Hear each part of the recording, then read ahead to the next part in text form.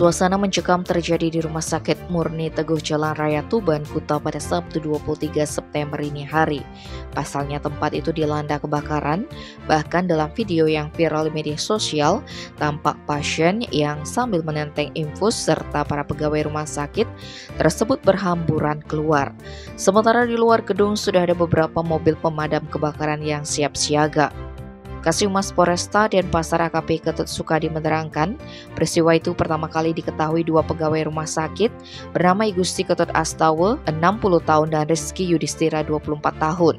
Awalnya kedua saksi hendak menuju gudang Handaru di lantai 3 untuk mengambil tisu lantaran stoknya sudah habis. Namun ketika berada di lift mereka tiba-tiba mencium bau gosong sekitar pukul 23.30. Ternyata saat keluar dari lift terlihat lantai 3 sudah penuh dengan asap. Selanjutnya para saksi memanggil engineering dan security untuk membantu memadamkan api. Berikutnya pegawai yang bertugas sebagai cleaning service tersebut mengambil alat pemadam api ringan untuk memadamkan kebakaran tersebut. Tetapi upaya mereka tak membuahkan hasil lantaran asap terlalu tebal.